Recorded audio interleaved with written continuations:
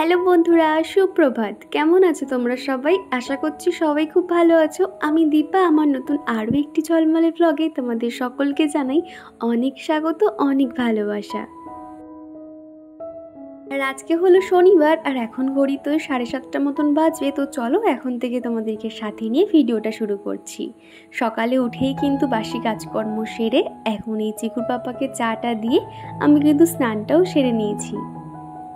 সকাল থেকে উঠেই কিন্তু এক প্রকার মেঘলা দিন, দেখতে কিন্তু একদমই ভালো লাগে না। এরকম মেঘলা দিনে মনে হয় যে সারাক্ষণ একটু শুয়ে থাকবো, ঘুমাবো, এরকমই ইচ্ছে হয়। কিন্তু সেটা করলে তো হবে না, সংসারে তো অনেক কাজকর্ম রয়েছে, সেগুলো কিন্তু একটার পর একটা করতেই হবে। আর চিকু কিন্তু এখন ঘুমোচ্ছে, আর ওই যে চিকুর পাপা কিন্তু বার হবে, সেই জন্য জামা কাপড়গুলো রেডি করে দিচ্ছি।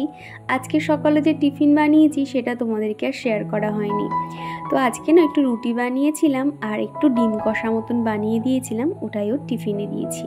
তো চিকু ঘুম থেকে উঠে ওকে 1 গ্লাস জল খাইয়ে দিয়েছি। তারপর ওই যে সকালে যে একটু ডিম কষা বানিয়েছিলাম সেটা দিয়ে আর একটু গরম গরম ভাতও বানিয়ে নিয়েছিলাম।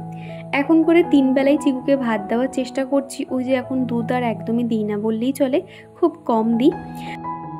টিপু কুন্ডু আইডি থেকে এক বন্ধু আমাকে কমেন্ট করেছিলে আমি কোন অ্যাপ দিয়ে ভিডিও এডিট করি। আমি কিন্তু সবসময়ের জন্য ইনশর্ট অ্যাপ দিয়ে ভিডিও এডিট এবং থাম্বনেল সমস্তটাই করে থাকি। আগের দিনের ভিডিওতে রিঙ্কি বলেছ আমিও তোমার মতন ভিডিও করতে চাই, কি করে করব একটু আমাকে হেল্প করো। কি জানো তো, এগুলো সমস্তটাই তুমি ইউটিউবে গিয়ে একটা টেক চ্যানেল দেখো, তাহলে তোমার অনেকটা আইডিয়া হবে। আর আমি এখানে কতটুকুই বা বলতে পারবো, তাই না? মোটামুটি তুমি টেক চ্যানেলগুলো ফলো করো, ওখান থেকে তোমার কিন্তু অনেক হেল্প হবে, আর কারোর প্রয়োজন পড়বে না। সত্যি কথা বলতে আমাকে কিন্তু হেল্প করার মতন কেউ ছিল না, আমি কিন্তু সমস্তটাই ইউটিউবের টেক চ্যানেলগুলো দেখেই শিখেছি। আর এরই মধ্যে কিন্তু আমি ঘর বারান্দা প্রত্যেকটা জায়গা সুন্দর করে ঝাড় দিয়ে দিয়েছি। আর চিকু কিন্তু এখানে বায়না করছে, কি জানো তো, দুটো পাখা একসঙ্গে আমাকে চালাতে হবে। আমি সিলিং পাখাটা কেন বন্ধ করে দিয়েছি সেটার জন্য আর কি কান্না করছি। যেহেতু ঝাড় দিচ্ছিলাম তো সেই কারণে বন্ধ করতে হয়েছিল। তো যাই হোক, এদিকে কয়েকটা জামা কাপড় থেকে গেছিলো, সেগুলো এখন একটু ভাঁজ করে নিচ্ছি। ওরা শার্টগুলো বেঞ্চের নিচে রেখে দেবো, তাহলে ওগুলো খানিকটা আয়রন হয়ে যাবে। আর বাদবাকি জামাগুলো গুছিয়ে রাখলাম। এই কদিন ধরে যা বৃষ্টি শুরু হয়েছে, জামা কাপড় শোকানো কিন্তু অনেকটাই কষ্টকর হয়ে দাঁড়িয়েছে। তো একটু একটু করে ওই ফ্যানের নিচে একটু শোকাতে হচ্ছে, বাইরে দিয়ে হাওয়াতে শোকাতে হচ্ছে, এই রকম করছি। তো চিকু এই জানালার সামনেটা দেখো পুরো খেলনা ভর্তি করে রেখে দিয়েছে, ও ওখানে দাঁড়িয়ে দাঁড়িয়ে খেলছিল। তো ভাবলাম নিচে একটু এরকম কার্পেটটা পেতে দিই। আর এখন এই বর্ষার ওয়েদারে মেঝে কিন্তু পুরো ঠান্ডা হয়ে থাকে, সেই জন্য এইভাবে মোটা করে একটু বিছানা করে দিচ্ছি। তো এখানেও খানিকক্ষণ খেলবে। আর আমি যখনই এরকম কার্পেটটা পাততে যাই, চিকু কিন্তু বদমাইশি করে হুড়োহুড়ি করতে থাকে। আর সারাদিন তো কাউকে পায় না, যত দুষ্টুমি বদমাইশি কিন্তু আমার সঙ্গেই করে। আর এই বর্ষার ওয়েদারে কিন্তু কোনো কিছুই খেতে ভালো লাগে না, তখন কিন্তু ইচ্ছে করে গরম গরম খিচুড়ি, পাঁপড় ভাজা, বেগুন ভাজা, ডিম ভাজা, এটাই কিন্তু সব থেকে বেশি ভালো লাগে। তো ভাবলাম চলো আমার আর চিকুর জন্য একটু এবেলাটা একটু খিচুড়ি বানিয়ে নিই। তো খিচুড়িটা কিন্তু আবার বানাবো পনির দিয়ে। তো পনির দিয়ে কিন্তু খিচুড়ি আমি কখনো বানাইনি, আজকে প্রথম বানিয়েছি, খেতে কিন্তু বেশ ভালো হয়েছিল। আর রাতে দেখি চিকুর পাপা যদি বলে যে রুটি করতে রুটি করবো, তা না হলে ভাত করে নেব। তো এদিকে কিন্তু পনিরটা আমি খুব সুন্দর করে ভেজে নিয়েছি সামান্য নুন আর হলুদ দিয়ে।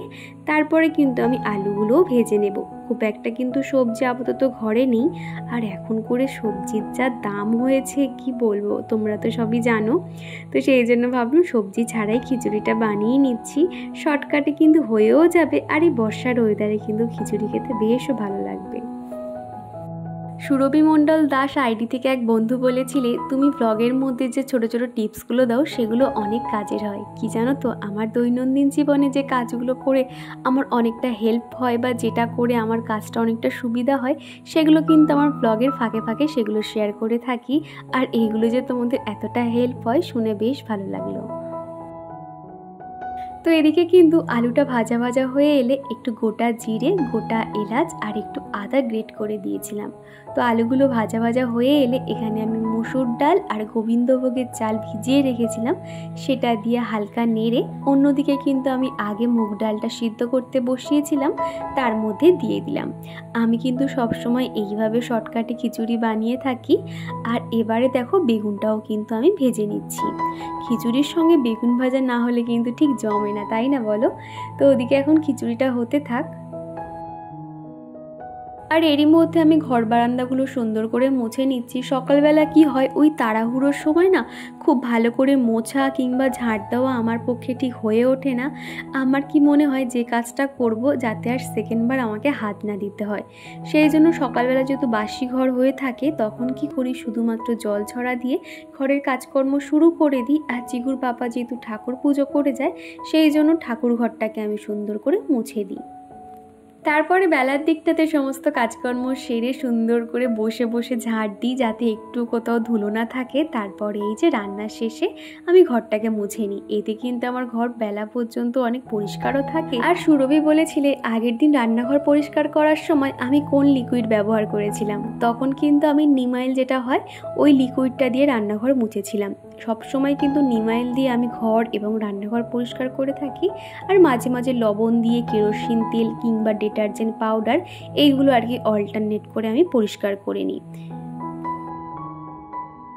আর এই তো সমস্ত কাজকর্ম সেরে এখন খাবার বেড়ে নিচ্ছি চিকুর জন্য। আগে চিকুকে খাইয়ে দেবো, তারপরে আমি খাবো। আর এখন যেহেতু বেশি সময় হয়নি, আর ওকে খাইয়ে ঘুম পাড়িয়ে দিয়ে নিশ্চিন্তে আমি খেতে বসতে পারবো।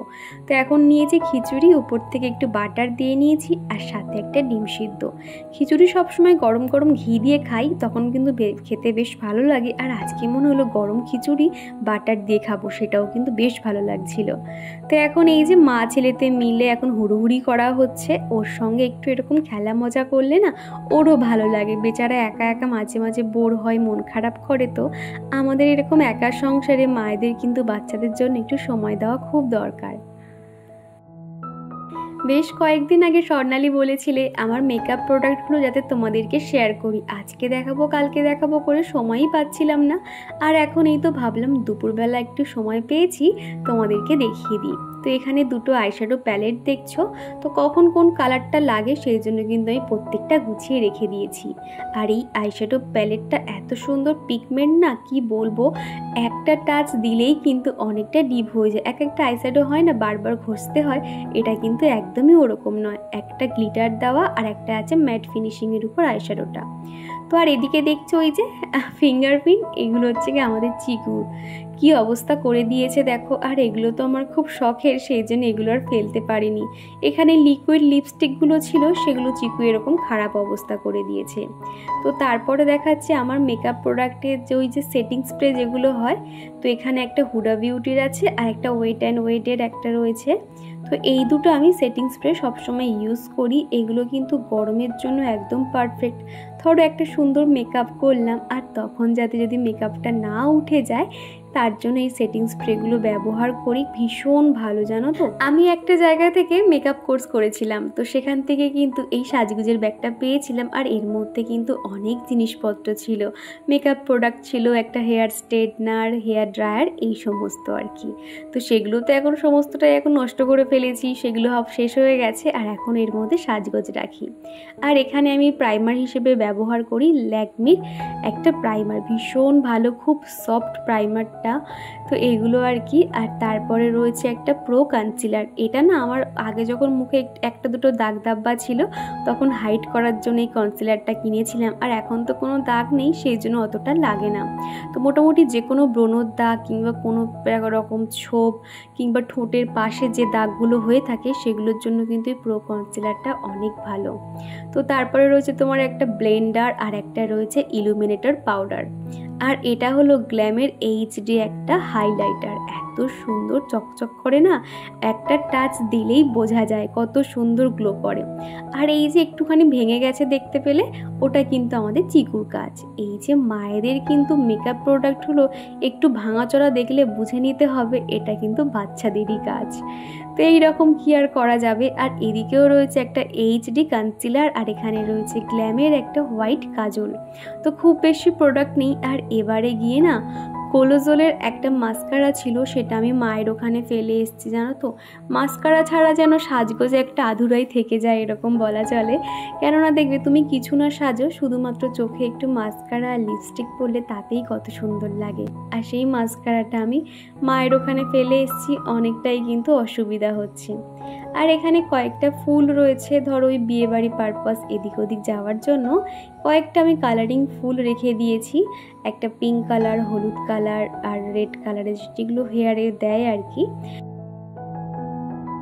আর এখানে রয়েছে আমার পছন্দের চুড়ি। ছোট থেকে আমার এত পরিমাণে চুড়ি পরতে ভালো লাগে কি বলবো তোমাদের।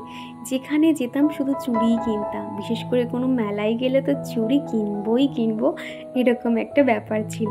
আর এই চুড়িগুলো না আমি ধর্মতলা থেকে কিনেছিলাম আগের বছর দুর্গাপুজোর সময়। তো এই যে হকার ম্যানরা যে ঘুরে বেড়ায় না, তো সেখান থেকে আর কি নিয়েছি, মাত্র 100 টাকা নিয়েছে। আমি নেব না আর সে শুনবে না। চুড়িগুলো কিন্তু দেখতেই সুন্দর, কিন্তু হাতে পরলে না যদি একটু জল ফল লাগে তাহলে কিন্তু নষ্ট হয়ে যায়। তো এখানে 5টা সেট ছিল, রেড কালারটা আমি ব্যবহার করে ফেলেছি। আর এখন মনে হলো এটাতে হাত দিয়েছি আর একটু হাতে না পরলে কেমন জানি মনটা খুঁজখুঁজ করছে।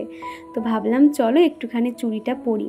কাজের সময় যদিও এগুলো একটু বিরক্তি লাগে, তাও মনে হলো পরি, যখন কাজ করব তখন আবার খুলে রাখবো। আবারও তোমাদের সঙ্গে দেখা হচ্ছে সেই সন্ধেবেলা। আর এখন ওই 6:30টার মতন বাজবে। দুপুরবেলা যে সাজগোজগুলো দেখিয়েছি তারপরে আর একদমই ভালো লাগছিল না। খানিকক্ষণ শুয়েছিলাম, একটু খানিকটা ফোনের এডিটিংয়ের কাজ করে নিয়েছি, তারপরে উঠে ওই যে সন্ধ্যে থেকে যে টুকটুক কাজকর্মগুলো থাকে সেগুলো এখন করে নিচ্ছি। তো শনি, মঙ্গলবার, বৃহস্পতিবার হলে একটু মনে হয় ধুনো দিই। আর এখন যেহেতু এই বর্ষাকালের ওয়েদারে তো জামা কাপড়গুলো শোকাচ্ছে না, আর ঘরের মধ্যে যেন একটা ভ্যাপসা গন্ধ হয়ে থাকে। সেক্ষেত্রে যদি একটু ধুনো চারিদিকে ঘুরিয়ে দিই তো তাহলে বেশ একটা সুন্দর গন্ধ বার হয়, আর চারিদিকে একটা এনার্জেটিক ভাইবস যেন কাজ করে। আর আমি সন্ধ্যের সময় কিন্তু ভগবানের নাম শুনতে শুনতে আমি সন্ধে দিই, আর এতে কিন্তু অনেকটাই যেন এনার্জি পাই। সারা সকাল থেকে যত কাজকর্ম করি, যতই যাই মন খারাপ লাগুক, এখানে এসে কিন্তু আমার সমস্ত কিছু সমাপ্তি ঘটে। মনটা যেন একটা ফুরফুরে হয়ে যায়, আর একটা যেন ভালো লাগা কাজ করে। আর এখন এই যে ধুনোটা চারিদিকে ঘুরিয়ে দিচ্ছি, ঘরে, রান্নাঘরে, ডাইনিং রুম। তারপরে ওই 7:30 নাগাদ চিকুর পাপা চলে এসেছিল। তো আসার পরে এই যে ওর বাইকের আওয়াজ শুনে ভুতু লালু কোথা দিয়ে যেন ছুটে ছুটে চলে আসে। তো আগের দিনের রুটি ছিল, ওদেরকে এখন রুটি খেতে দিয়েছি। আর এদিকে দুজনের মধ্যে মারপিট বেঁধে গেছে কে রুটিটা খাবে। তো অ্যাকচুয়াল কিন্তু আমরা লালুকে বেশি ভালোবাসি, ওকেই সমস্ত খাবার খেতে দিই। আর ভুতু কিন্তু চলে আসে ওর খাবারে ভাগ বসাতে।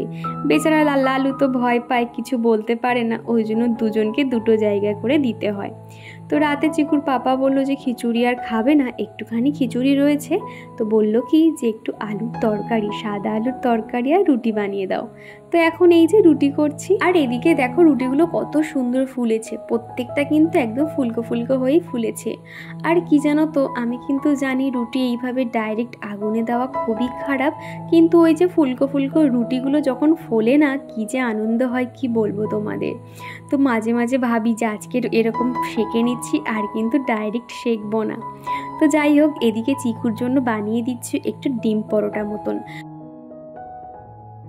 আর চিকুর জন্য এখানে ডিম পরোটা মতন বানিয়ে দিচ্ছি। চিকু যেহেতু ডিম খেতে খুব পছন্দ করে, তার সঙ্গে একটা রুটি একটু তেলেও ভেজে দিচ্ছি।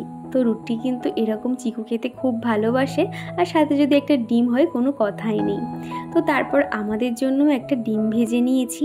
আর আমার কোনো এক বন্ধু বলেছিলে যে তোমার রাতে রুটিনটা শেয়ার করবে, তোমার ভিডিও দেখতে খুবই ভালো লাগে। তো এই যে আজকে তো রাতে রুটিনটা শেয়ার করে দিলাম, আশা করছি ভিডিওটা তোমাদের ভালো লাগছে। তো যাই হোক, এখন চিকুর পাপাকে খাবারটা খেতে দিয়ে দেব, তারপর চিকুকে খাইয়ে সবার শেষে কিন্তু আমার খাবার পালা। আর চিগুর বাবা ফেরার সময় এনেছে গরম গরম রসগোল্লা। রসগোল্লাগুলো এত সুন্দর টেস্টি, মুখের মধ্যে দিতেই যেন একদম গলে যাচ্ছে। তো এই যে ওর খাবারটা এখন দিয়ে দেবো। আর এখন থেকেই শুরু হয়েছে বৃষ্টি। মোটামুটি শনিবার দিন ওই রাত 10:30 থেকে কিন্তু অঝোরে বৃষ্টি শুরু হয়েছে। আর বৃষ্টি দেখতে কিন্তু আমার বেশ ভালো লাগে। তো চলো বন্ধুরা, রাতের এই খাবার দিয়ে ভিডিওটা আমি শেষ করছি। ভিডিওটা তোমাদের কেমন লাগছে অবশ্যই কমেন্ট করে জানিও। ভিডিওটা কোথাও ভালো লেগে থাকলে একটা লাইক করে দিও। আবারও দেখা হচ্ছে নেক্সট ভিডিওতে।